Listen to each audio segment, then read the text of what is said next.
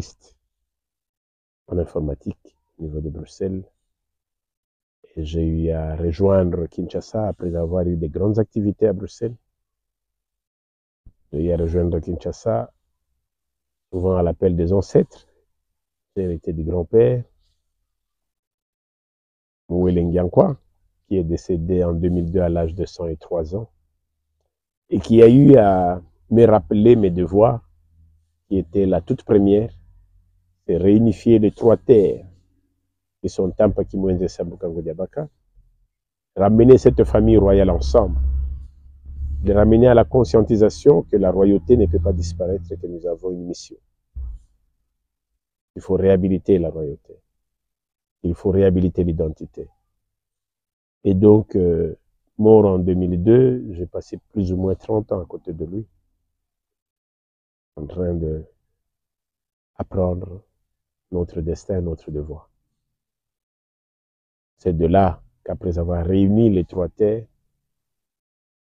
je me retrouve dans le combat de la réhabilitation du Congo ancestral, du royaume Congo, où j'ai eu à naviguer jusqu'à Mbanza Congo. J'ai eu aujourd'hui à me retrouver à un certain moment dans l'affaire de lance de l'autorité coutumière, et donc je suis passé comme d'abord secrétaire général, d'abord comme membre du conseil de sages de l'ANATC, qui était l'assise des autorités traditionnelles, depuis pratiquement 96. Et de là, je passerai le secrétaire général, et de là, avec le devoir de réunifier toutes les associations ensemble pour aller dans un front commun que nous mettrons en place, le Conseil supérieur de l'autorité traditionnelle que je préside aujourd'hui. Et donc, je suis également au niveau Afrique, le parcours de plusieurs pays et dans le monde, à l'image notamment, par exemple, au niveau des États-Unis, ou à l'Université de Colorado, j'ai 3 heures par an pour débattre de l'échange interculturel au niveau de l'université des classes terminales, sur l'histoire, sur la culture, et aux grandes dames de la joie du peuple américain. J'ai sillonné l'Europe, j'ai sillonné l'ensemble de l'Afrique, surtout dans l'aspect coutumier. Aujourd'hui, nous retrouvons non seulement une grande reconnaissance, surtout dans les thèmes du royaume Congo, par exemple le peuple des Douala, qui sont des descendants Congo, et également le développement de la métaphysique du Congo, c'est-à-dire réhabiliter le royaume et retrouver le chemin. Retrouver le chemin, parce que réhabiliter l'histoire, c'est un autre problème. Vous avez aujourd'hui, par exemple, au niveau de Rome, on vous parle d'un premier ambassadeur qui avait été envoyé, qui est arrivé fatigué, qui est mort finalement au niveau du Vatican. Nous sommes encore dans les années 1600. Si les gens peuvent remonter, se poseront des questions. Est-ce que nos petites cases qu'on présente aujourd'hui, est-ce que les peuples africains aussi démunis qu'on présente aujourd'hui étaient vraiment ces peuples-là à qui on pouvait autoriser d'envoyer un ambassadeur? Et quand vous remontez les écrits, et que dans les écrits, on vous fait voir clairement, alors clairement, que même Diego Cao, qui s'est retrouvé à l'embouchure du fleuve Congo en 1482, vous raconte qu'ils ont retrouvé un grand royaume organisé, structuré, avec des bâtiments, avec tout un système administratif, défense, finance. C'est à l'image de l'Égypte. Il y a à peine moins de 3 millénaires, les Juifs s'est retrouvé en Égypte, en suivant l'histoire. Ils se retrouvent en Égypte, dans un grand royaume qui a été construit, bâti, rien qu'à suivre l'histoire. Et aujourd'hui, quand vous faites l'Égypte, on nous présente des pyramides qui sont restées des étiquettes. Je vais se demander, mais les grands empires d'Égypte, qui a été tant vanté, est-ce que c'est ces pyramides qu'on nous présente? Non. C'est dans les fossiles qu'on commence à découvrir. Quand vous allez en Éthiopie, que vous allez dans le village, le nom m'échappe encore, Vous allez retrouver, qu'on vient de retrouver il y a moins de 10 ans ici, avec tous nos chercheurs géologues, on découvre les grands bâtiments, le palais royal de la reine de Saba, qui avait plus d'une dizaine d'étages, mais enfouis sous sol. Sous-sol. Donc on est en train de creuser, on ressort les bâtiments. La question est, où est passée notre histoire? Qui sommes-nous? Mais cela n'est pas difficile à remonter. En remontant, vous allez retrouver que l'Afrique dans son hospitalité, le royaume Congo dans son hospitalité, a eu à recevoir tous les étrangers qui se présentaient. C'est vrai qu'on aime parler de Diego Cao avec l'histoire de l'Occident, mais on parle moins des Indiens qui sont passés par le Madagascar, par l'Afrique du Sud, qui ont pénétré, qui ont fait tous les tours. Si le tour aujourd'hui du monde doit passer par la mer Méditerranée pour aller rejoindre le détroit, mais les grands tours, c'était plutôt par le bas, par le sud, par l'Afrique australe, pour remonter et retrouver l'océan Indien. Et l'Atlantique qui retrouvait l'Indien, le même Atlantique qui retrouvait le Pacifique. Aujourd'hui, on n'en parle pas. Ces grands triangles de commerce qui a disparu dans l'histoire. On échangeait quoi pour qu'il y ait ces grands bateaux qui faisaient les tours? Alors, où est passé ce royaume Congo? Où est passé cet Africain Congo? Le royaume ayant été pratiquement l'Afrique, qui va se retrouver balkanisé en 1885. La question est, si en 1485, en 1482, qu'on reçoit Diego Cao dans les terres du royaume Congo, et finalement il y a eu des expéditions, des échanges, jusqu'aux échanges des ambassadeurs, qu'est-ce qui s'est passé pour que ces étrangers reçus, qui commencent à s'installer, qui font ces grands commerces d'échange avec l'Afrique, avec le royaume Congo, puissent finalement nous attaquer, nous dégrader, nous balkaniser, nous occuper, jusqu'à descendre le roi, qui, heureusement, va s'extirper du royaume pour aller vers ce qu'on appelle Congo Diakati, qui est le Congo RDC, avec toutes les familles, pour chasser mais jamais retrouver, et laisser le Portugal, l'Espagne, tout le monde, l'Italie, Allemand, commencer à occuper le terrain. C'est vrai que quand nous recherchons les documents sur l'historique des occupations de ces expéditions, on ne vous les montre pas. Parce qu'en même temps, ils ont installé ce qu'ils ont appelé la politique du Code noir. Le Code noir, c'était permettre aux Africains de perdre leurs repères, casser l'histoire de l'Africain, lui faire perdre ses références, diviser les familles, diviser les entités, casser les royaumes, casser les empires, qui font qu'aujourd'hui, vous allez retrouver le Peul qui se retrouve du Sénégal jusque dans le coin du Kenya, en passant par partout, le Centrafrique, le Mali, pratiquement dans le coin de la Tanzanie aussi, je crois. Vous dites, mais ces peuples qui étaient unis s'est retrouvés disloqués.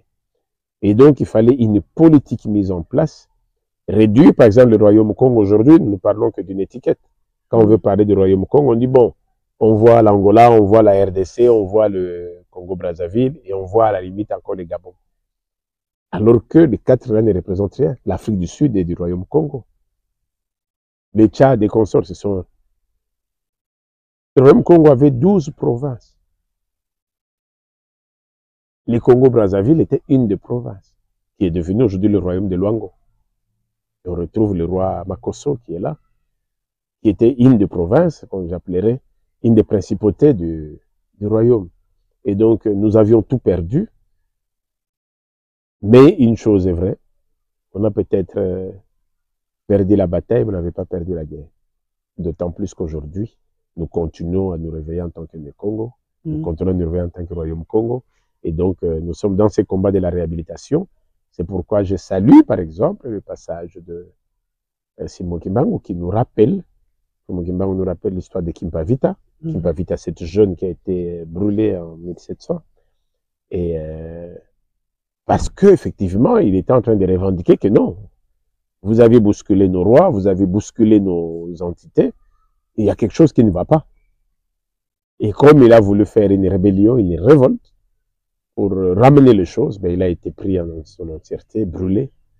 Et il va également annoncer l'histoire de Kimbangu, que celui-là reviendra encore pour l'histoire. Et Kimbangu revient, pas parce qu'il voulait faire de la politique, mais parce qu'il voulait réveiller l'esprit africain. Et c'est ce qu'il a fait. Ça a amené à certaines indépendances, dont la RDC.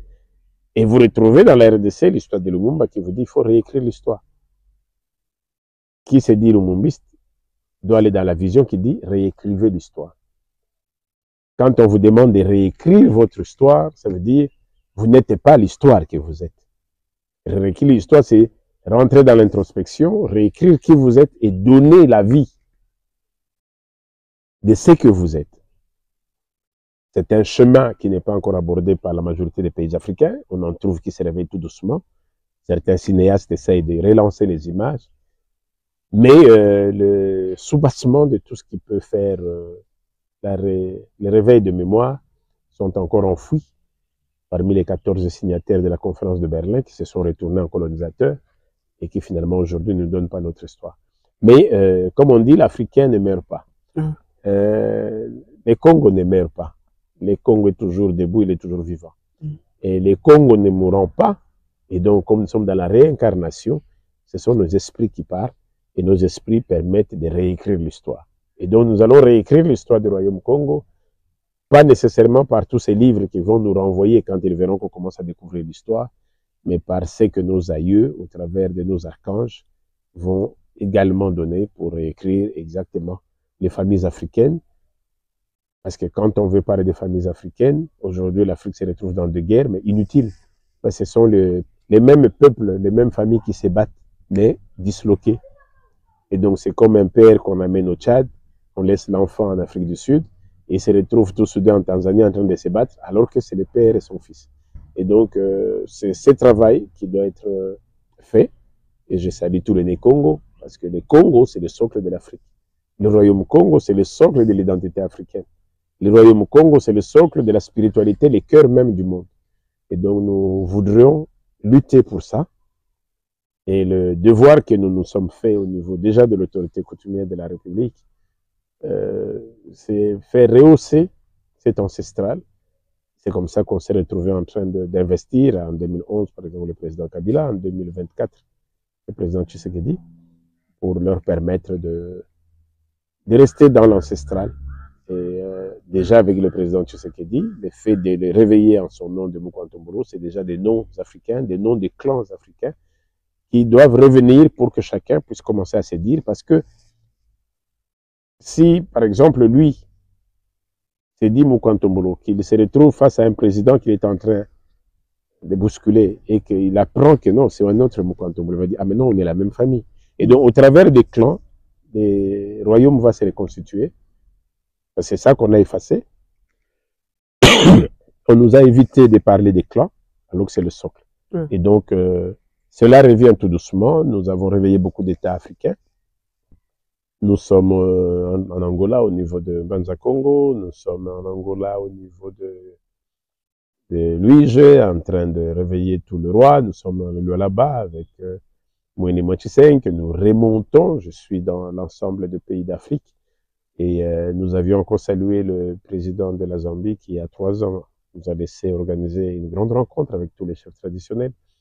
Au niveau d'Addis, nous avons l'appui de l'Union africaine, même de l'Éthiopie elle-même qui nous accompagne. Et donc, nous considérons que le combat est rude, il est là. Donc, nous avancerons c'est ça. Sans inquiétude. C'est ça, Sa Majesté Fumodi Fimantino, le roi Congo. Ah, vraiment, merci pour votre parcours. Et maintenant, parlant de tout ça, vous avez quelle vision pour le développement de votre royaume? Vous ne pouvez rien développer si vous ne réhabilitez pas d'abord l'individu, l'humain. Et réhabiliter l'humain, c'est comme aujourd'hui nous nous plaignons. Je vous prends un cas, la RDC où je suis. Ouais. Le président Kasavubu, qui est le premier président qui est passé, vous dit qu'il faut une logique, une honnêteté financière dans la gestion. On considère qu'il était le descendant direct de Simon Kimbangu. Et donc, il avait ses fonds spirituels de Kimbangu, bien que élevé dans le rang ou dans les dimensions catholiques. Il part, Lumumba qui a aussi été pris, qui vous demande de réécrire l'histoire. Est-ce qu'on a déjà réécrit l'histoire? Pas encore. Vous avez le président Mobutu qui vous arrive et qui dit retour à l'authenticité. Pourquoi il a fait? Le président Mobutu a fait le tour du monde. Il est passé par la Chine, il est passé par les Arabes, je crois que c'était par l'Arabie Saoudite, il a fait l'Europe, il a fait les États-Unis, il a fait l'Inde. Et à son retour, il va lancer les retroussons les manches, la Bacoste. Et les gens vont se demander, mais pourquoi la Bacoste? Il dit, mais c'est simple. Je fais le tour du monde, je découvre que quand on me parle de l'homme blanc, l'Africain, même quand il voit un albinos, il dit, c'est les blancs. Il voit un Chinois, il dit, c'est les blancs. Un Indien, c'est les blancs. Un Arabe, c'est les blancs. Un Français, c'est les blancs. Et donc, on a mis dans la tête de l'Africain qu'il n'y a qu'une race qui nous oppose, noir et blanc. C'est déjà ça les complexes de l'occupation. Et donc, les maréchals, en faisant le tour, découvrent que non, le Chinois n'est pas blanc. Ils découvrent que le Juif n'est pas blanc. Il est d'ailleurs dans l'Asie. Et il s'est dit également, mais dès que j'arrive en Israël, je me rends compte que tout ce que j'ai appris de l'écriture, de l'alphabet, au niveau de l'école, n'existe plus. Je me retrouve dans l'écriture juive. Tout ce qu'ils mangent est juif. Tout ce qu'ils écrivent est juif. Il quitte là, avec des non-juifs bien sûr. Il quitte là, il va vers l'Europe, il se rend compte que là, il retrouve ces 26 lettres de l'alphabet. Mais il cherche dans l'Europe où est-ce qu'il pouvait trouver un Josaphat? Il n'y a pas. Il trouve effectivement des José, des Jean, des John, même pas John, parce qu'il faut aller vers l'Angleterre pour retrouver John. Il dit, mais si les gens ici et John là-bas, mais je reviens de la Chine, j'ai cherché les gens, il n'y avait pas. C'était des Qing, c'était des Chang, c'était tout. Et donc, il y a cette multiculturel qu'il a découvert. Et il a fini par conclure que j'ai aussi ma culture.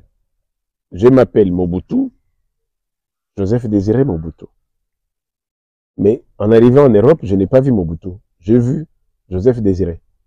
En arrivant chez les Juifs, Joseph Désiré n'existait plus. Je descends en Chine, ni Joseph Désiré, ni Mobutu n'existent pas. Et donc, quand je fais l'Arabie Saoudite, je vois plutôt des Mustafa, des Abdallah. Je cherche les Ching Chang, il n'y a pas. Qu'est-ce que je retrouve en Chine? Une écriture chinoise. Qu'est-ce que je retrouve chez les Arabes? Une écriture arabe. Qu'est-ce que je retrouve chez les Juifs? Une écriture juive. Mais l'historique dit que l'Afrique, qui est le berceau de l'humanité, avait une écriture, avait la science. Où est passée cette science? Les écrits vous disent que les Arabes et tout le monde ont fait le tour du monde pour atterrir en Afrique, où ils ont appris la mathématique, ils ont appris la chimie, ils ont appris la science, les bâtiments, la construction.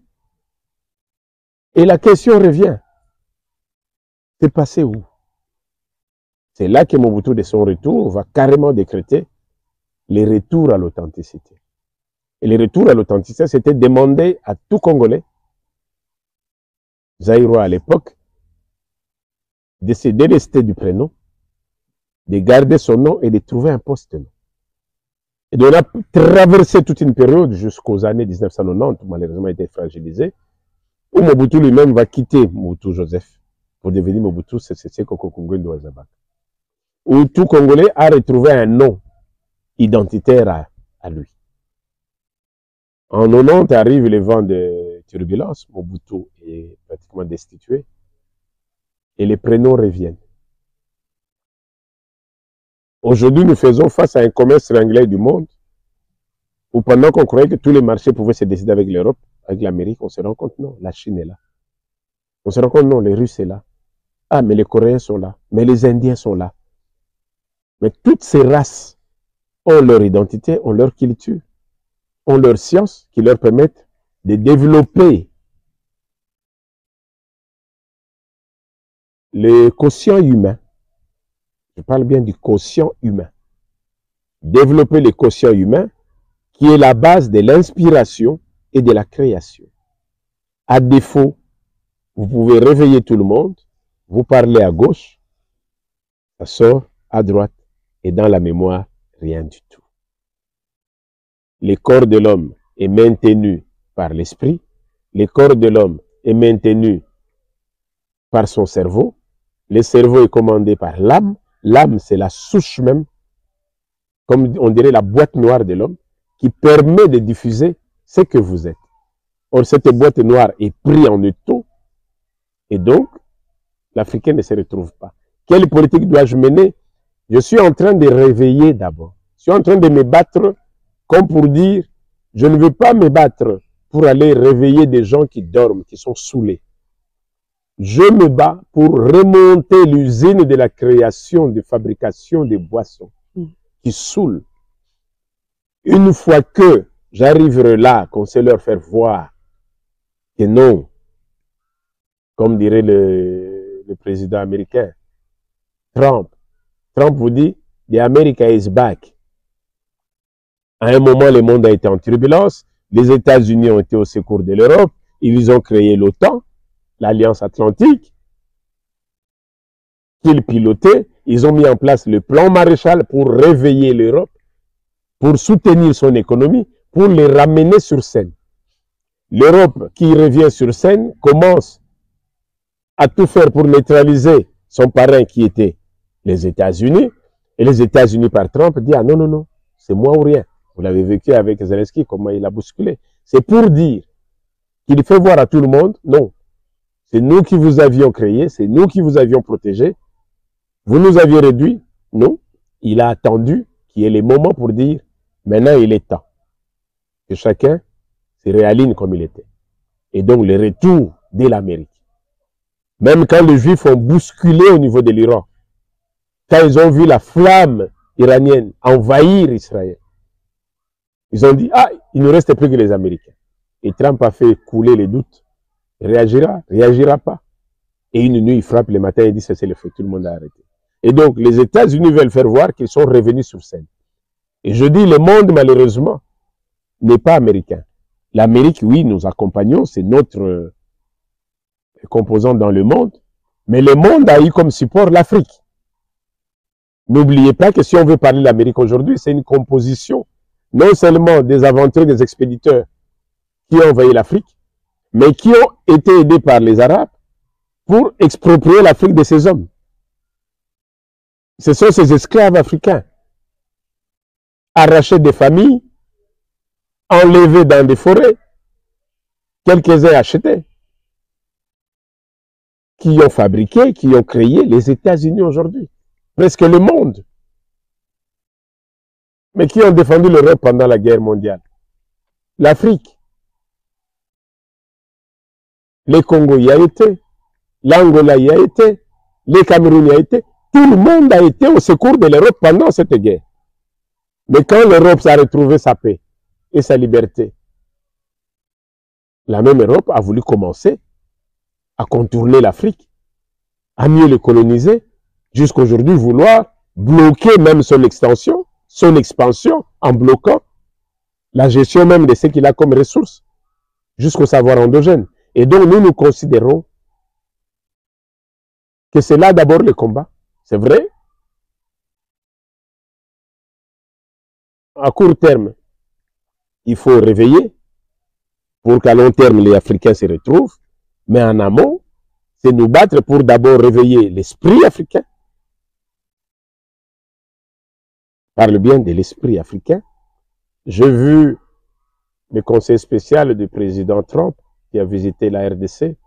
Il est reçu par le président de la République Tshisekedi Tshilombo, Félix-Antoine, à la de l'Union africaine.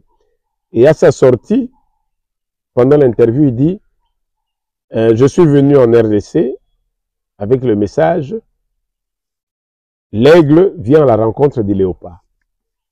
Il n'a pas dit le président Trump vient à la rencontre du président Tshisekedi. Il dit l'aigle vient à la rencontre du léopard. Ce sont des totems. Si l'Américain se voit dans l'aigle, j'insiste, tous les pays du monde ont leur totem et vantent leur totem. Si lui se voit en aigle et que les totems congolais est léopard, bien que l'aigle est aussi un de nos totems, comme le lion, comme la foudre, comme l'arc-en-ciel, la rivière, l'océan, ce sont des totems. Mais nous avions opté pour les léopards. Est-ce que les léopards qu'on fait porter aux militaires, est-ce que les léopards qu'on fait porter à la magistrature du pays, est-ce que ceux qui les portent se sentent léopards? Ou prennent-ils pour des symboles qu'on fait porter pour dire maintenant je suis un général? C'est là la question. Et donc, qu'est-ce que je fais? Nous nous sommes battus pour avoir d'abord une loi au niveau de la RDC. C'est la loi 15/015-25 août 2015. Nous avons obtenu difficilement parce que à chaque rencontre avec le président Kabila, d'ailleurs il me bousculait pour ça, chaque me voyait dire oui, votre histoire des coutumes. Je dis, il n'y a qu'une chose qui pouvait donner au peuple congolais, c'est la loi coutumière. Et il a fait. J'ai même été décoré par lui pendant cette conférence que nous avions à Kikwit. En 2015, nous avions finalement eu la loi. Mais l'application de cette loi, que nous voulions avoir à 100%, on n'a eu qu'à 20%, c'est déjà un minimum pour relever les choses. Et donc nous nous battons pour déjà aller même dans l'exécutif, pour réveiller les choses, parce que l'Africain, le Congolais, ne se retrouve pas encore dans les léopards. Je dis le conseil spécial est venu en aigle, mais il n'a pas vu les léopards. Ça, c'est moi en combat. C'est comment ramener les léopards pour que dans le monde, celui qui descend sente que j'ai en face de moi les léopards. Tout comme dans nos matchs de football, toutes les équipes du monde, quand ils atterrissent, chaque État vient avec son totem. On va dire les léopards sont en train de jouer. Les léopards se font affronter par les lions. On ne cite pas les États. On parle des totems. Mais est-ce que nous portons notre totem? Ça, c'est un combat que nous avons et nous voudrions croire que ceux qui nous accompagnent, ici, je salue par la même occasion le professeur recteur de l'Université Congo, Kuna, qui a eu à me contacter parce que l'ensemble des universités des professeurs se sentent interpellés. Je salue M. Kenene qui également m'a contacté dans ce souci de dire qu'est-ce qu'on fait?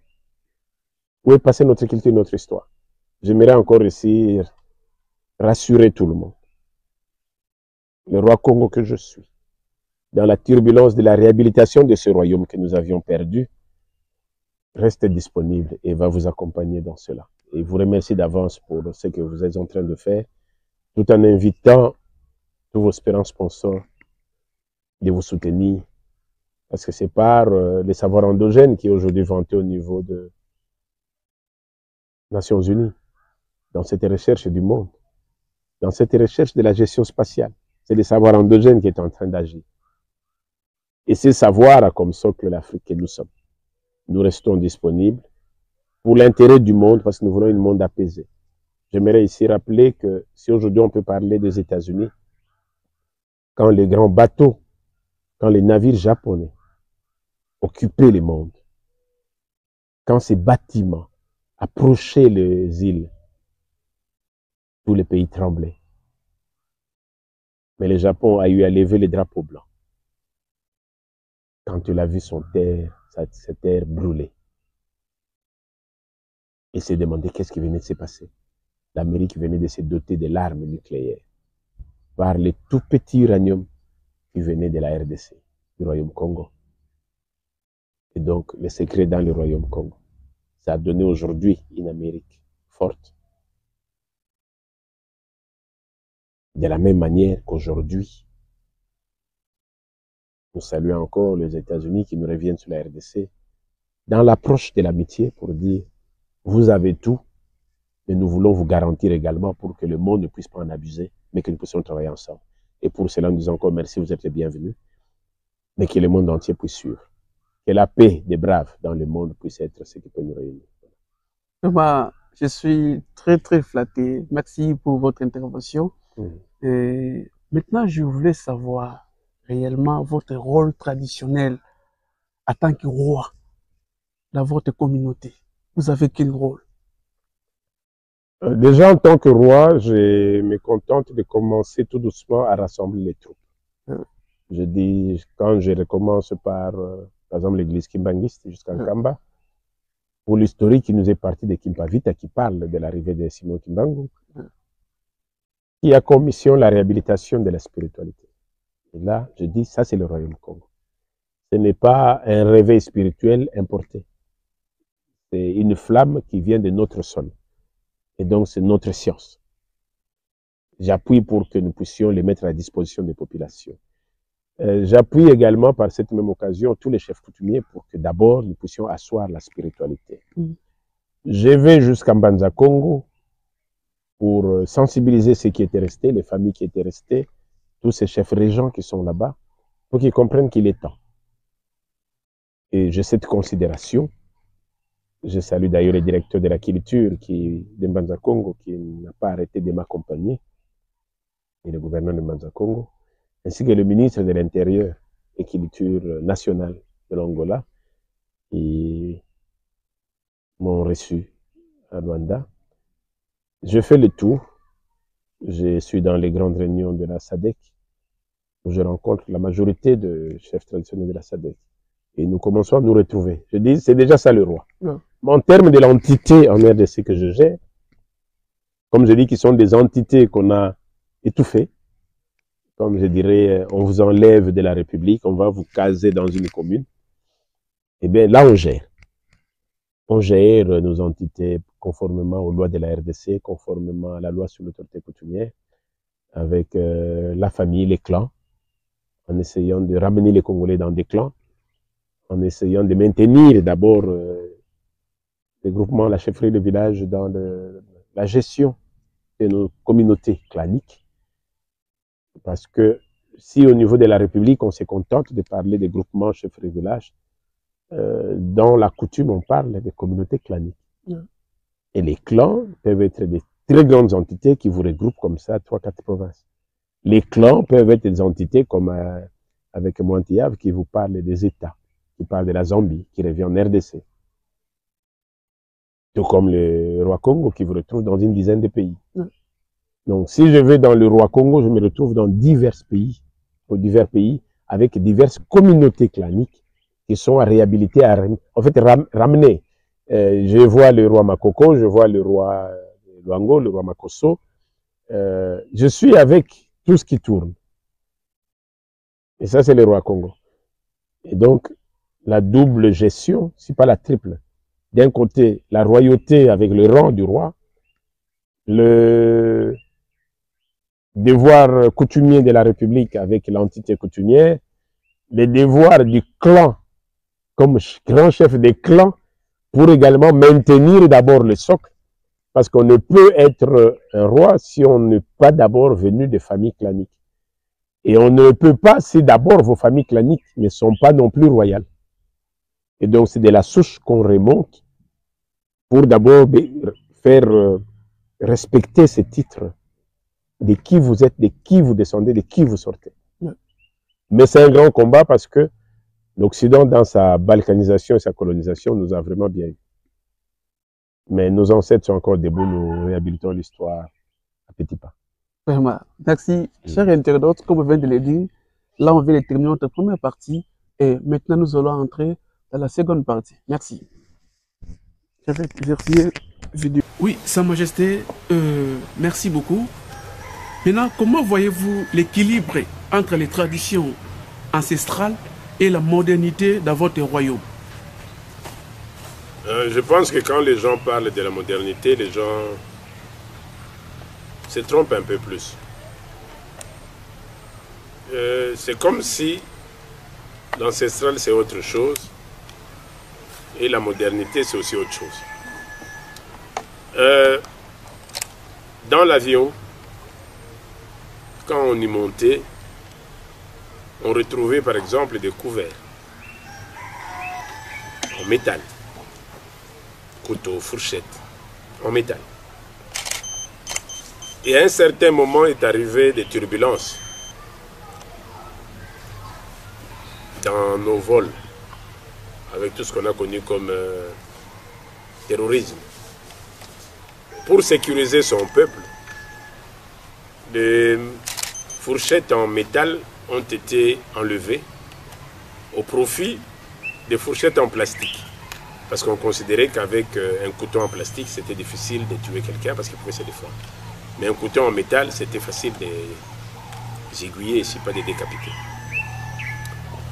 Est-ce que de la fourchette et du couteau métallique à la fourchette et au couteau en plastique, qu'est-ce qui est traditionnel, qu'est-ce qui est moderne?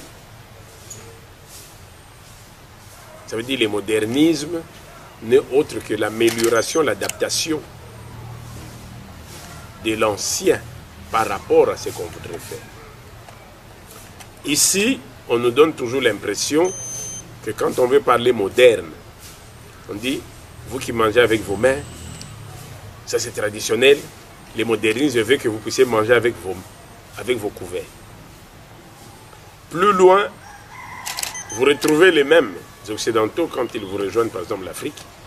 Ils préfèrent manger à la main qu'avec ses fourchettes. Est-ce qu'on comprend ça? J'étais en train de dire qu'aujourd'hui, les téléphones que nous portons viennent du coltan. Et les coltans, c'est la matière première que vous avez en RDC. Entre les coltans que nous avons comme matière première, nos richesses, et les téléphones qui sont des résidus de nos coltans, des dérivés de nos coltans, qu'est-ce qu'on doit vanter? Pourquoi doit-on fuir les coltans pour se contenter du téléphone? Je salue aujourd'hui tous les États africains qui finalement ont compris qu'il fallait développer nos industries ici, développer la matière première ici. Et à ce moment-là, chacun comprendra qu'est-ce qu'on appelle brut, qu'est-ce qu'on appelle produit fini. Et donc il aura compris. Le pain que je mange aujourd'hui, la chikwang que je prends aujourd'hui sur mon assiette, cette chikwang-là n'est autre que le manioc. Alors on veut vous désintéresser à prendre le manioc pour ne se contenter que de la chikwang qu'on veut traiter des modernes. J'ai fait ce parallélisme pour qu'on comprenne. Et donc j'ai conclu en disant le modernisme n'est autre que l'usage de l'ancestral avancé. C'est toujours l'ancestral. Quelqu'un vous dirait, mais comment les chefs, au lieu de porter des raffias, vont se retrouver en chemise?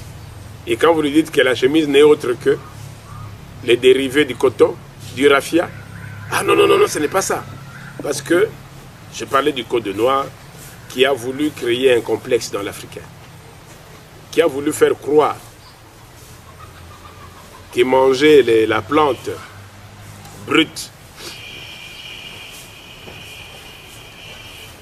la plante brute de nos plantes médicinales, c'était traditionnel, c'était brut, c'était ancien, mais c'est contenter des dérivés qui sont des comprimés développés, c'est ça le modernisme. Non. Mais maintenant que les gens découvrent les dégâts des comprimés, maintenant que tout le monde revient dans les bio pour dire c'est ça l'origine, la question serait, est-ce que le modernisme que vous avez vanté en ramenant tout le monde au bio aujourd'hui, est-il le même modernisme? Parce que vous revenez à la tradition. Vous allez maintenant dire que la tradition, ça devient le modernisme. Donc c'est l'imbroglio que vous créez. Ouais. Vraiment, merci Sa Majesté. Maintenant, en parlant de tout ça, quels sont maintenant les principaux défis auxquels votre communauté est confrontée aujourd'hui? Mais c'est d'abord réveiller la langue. Oui. La langue Congo a disparu dans la RDC pour 4 raisons. C'est la langue qui a été utilisée pour chasser les colons. Ce sont les Congos qui ont chassé. Ce sont les Congos qui ont déclenché les indépendances. Et à l'indépendance, c'est cette langue qui a été traquée pour effectivement désunir les peuples. Et le maréchal Mobutu, par exemple, qui a fait le coup d'État en passant par le président Joseph Kasavubu, en destituant le président Kasavubu, tout en instant à Kinshasa, qui était à 80% Congo, il a commencé par casser l'unité Congo en créant par exemple la communauté Tekeu, qui est la communauté de Kinshasa, comme s'il n'était plus de Congo. Et tout ce qui venait du Congo central, qui parlait du Congo, c'était les Mouvila, c'était des Vanupiers, c'était des gens que tous les services devaient traquer, parce qu'on considérait que c'était des rebelles, il fallait les retrouver partout. La crainte de la récupération du pouvoir a fait que les Mukongo n'a plus parlé Kikongo. Aujourd'hui, dans des villages enfoncés, dans des villages des coins reculés, la langue Congo a disparu. Et donc ça, c'est les défis, les premiers que nous avons. Le deuxième, c'est l'identité même du Congolais. Le Né-Congo qui doit se reconnaître par son clan ne l'est plus.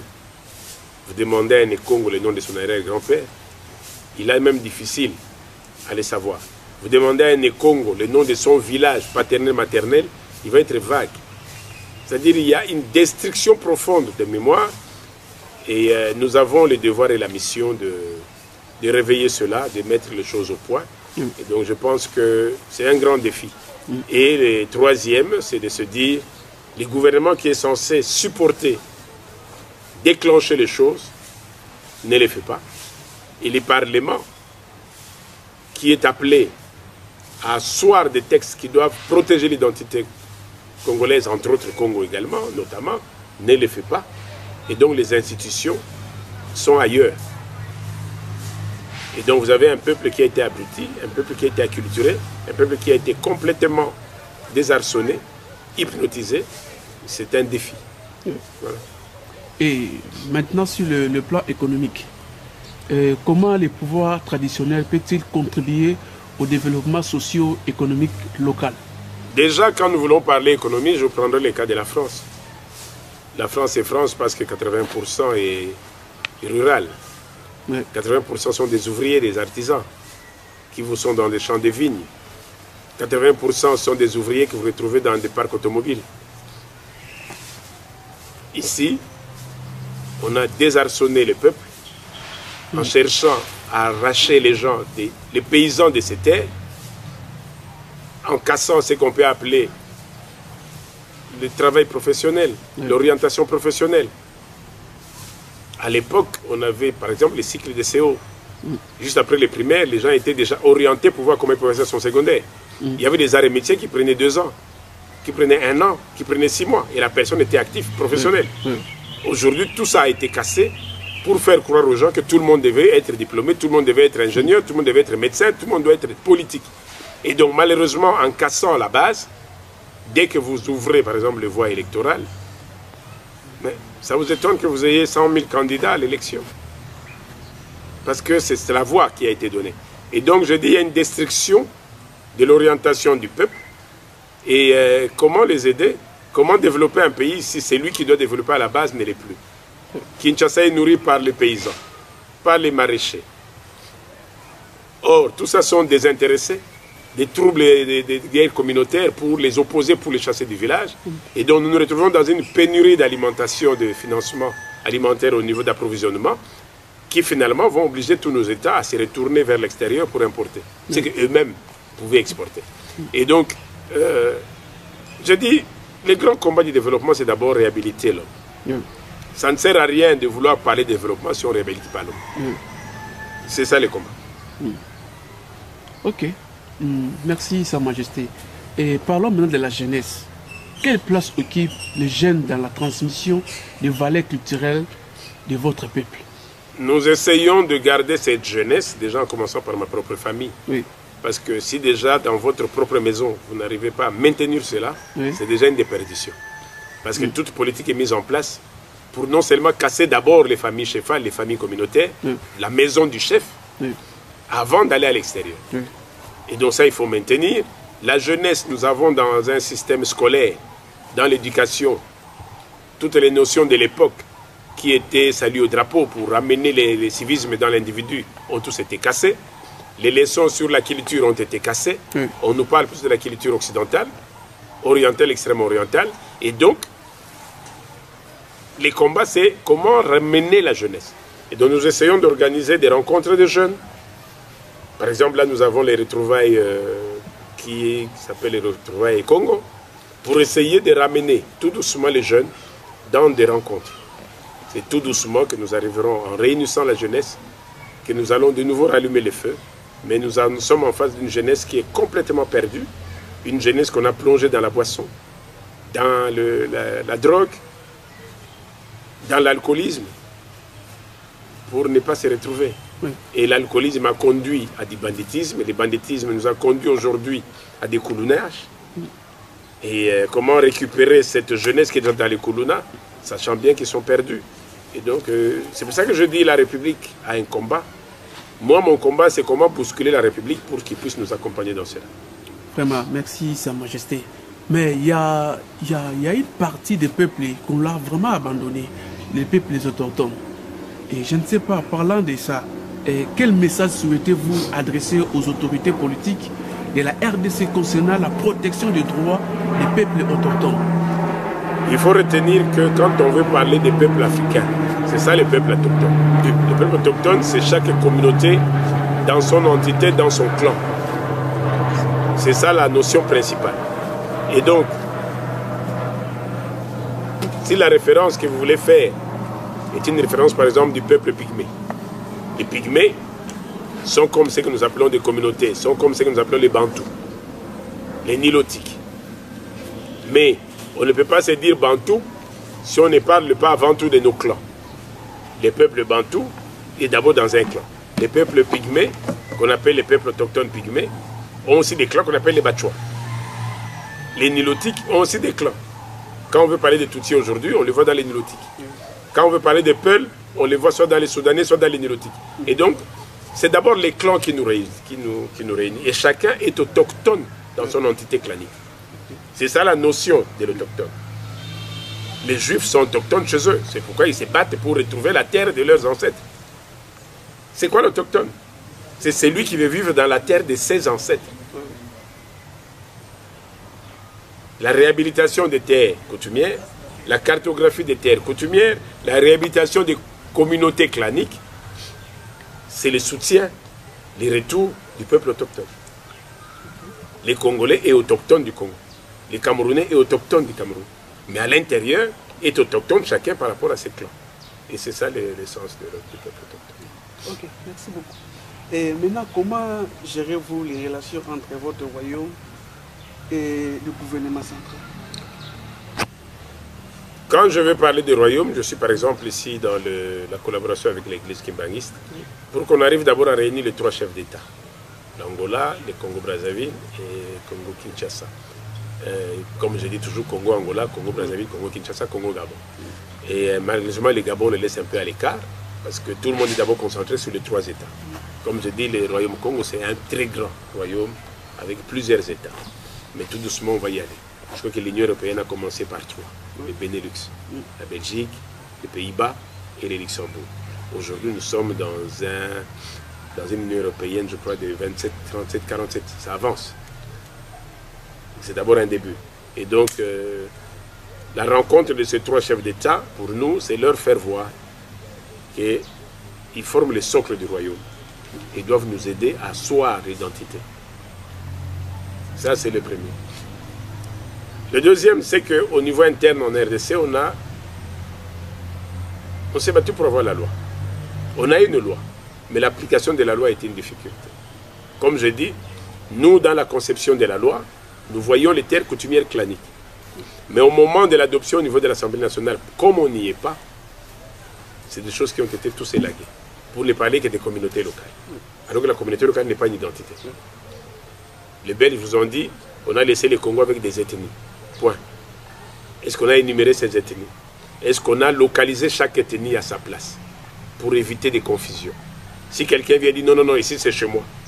Mais c'est sur base de cette carte qu'on dit non, non, vous c'est là-bas. C'est un travail qui n'est pas fait et c'est ce travail qui est une difficulté. Donc c'est un combat que nous menons avec le gouvernement. Je suis parfois châtié quand je bouge un peu trop. Parfois, je me bouscule moi-même pour dire bon, c'est un faux qui quitte là d'abord. À un moment, on vient vous choyer, on vient vous consulter. Mais quand vous allez à l'encontre, ah non, non, non, non, on ne le reconnaît pas. Donc, c'est un combat. C'est un combat que je mène et je m'assure. Mon grand plaisir, c'est qu'au moins les Nekong aujourd'hui commencent à se retrouver. Merci, Sa Majesté.